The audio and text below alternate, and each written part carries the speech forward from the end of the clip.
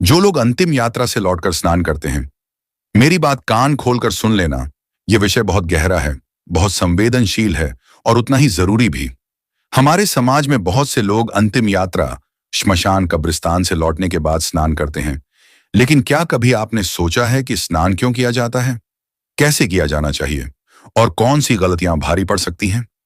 अगर आप भी उन लोगों में से हैं जो किसी की अंतिम यात्रा से लौटकर जल्दी जल्दी नहा लेते हैं, बिना नियम जाने स्नान कर लेते हैं या सिर्फ रिवाज समझकर इसे हल्के में लेते हैं, तो मेरी बात आज कान खोलकर सुन लीजिए, क्योंकि यह सिर्फ शरीर की नहीं, ऊर्जा, मन और जीवन की शुद्धि से जुड़ा विषय है। अंतिम यात्रा क्या होती है और उसका प्रभाव क्या होता है? अंतिम यात्रा केवल एक परंपरा नहीं है, वह स्थान जहां जीवन समाप्त होता है। श्मशान, कब्रिस्तान, चिता, अग्नि, मृत्यु का वातावरण, ये सभी चीजें बहुत भारी ऊर्जा पैदा करती हैं। शास्त्रों और अनुभवों के अनुसार मृत्यु के समय नकारात्मक ऊर्जा अधिक सक्रिय होती है। शोक, दुख, भय और खालीपन का प्रभाव चारों ओर फैलता है। वहां मौजूद व्यक्ति अनजाने में उस ऊर्जा को अपने साथ ले आता है। इसीलिए हमारे पूर्वजों ने कहा, अंतिम यात्रा से लौटकर बिना स्नान किए घर में प्रवेश नहीं करना चाहिए। स्नान सिर्फ शरीर साफ करने के लिए नहीं होता, यह सबसे बड़ी गलतफहमी है। लोग सोचते हैं नहा लिए, कपड़े बदल लिए, बस हो गया। नहीं, अंतिम यात्रा के बाद स्नान का उद्देश्य होता है नकारात्मक ऊर्जा को हटाना, मन और विचारों को शुद्ध करना, घर के वातावरण को सुरक्षित रखना, अपने भाग्य और स्वास्थ्य की रक्षा करना। जो व्यक्ति यह समझकर स्नान करता है, उसे कभी नुकसान नहीं होता।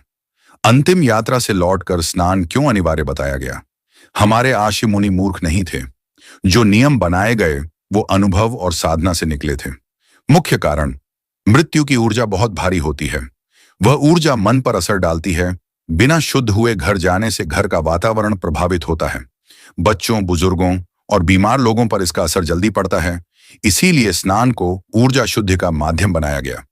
सबसे बड़ी गलती जो 90% लोग करते हैं, अब ध्यान से सुनिए। गलती नंबर 1, अंतिम यात्रा से लौटते ही साधारण पानी से नहा लेना। गलती नंबर 2, नहाते समय मन में वही दुख, रोना, बातें दोहराते रहना। गलती नंबर 3, स्नान के बाद तुरंत खाना खा लेना। गलती नंबर 4, बिना कपड़े बदले किसी से बात करना। गलती नंबर 5, स्नान को सिर्फ रिवाज समझना। यही गलतियां धीरे धीरे जीवन में मन की अशांति, बार बार डरावने सपने, बिना कारण थकान, घर में कलह, धन रुकना जैसी समस्याएं लाती हैं। अंतिम यात्रा से लौटकर सही स्नान विधि ध्यान से पढ़ें। यहां मैं आपको सरल लेकिन प्रभावशाली विधि बता रहा हूं। 1, घर के बाहर या बाथरूम में प्रवेश से पहले जूते चप्पल बाहर ही उतारें। सीधे किसी से बात ना करें।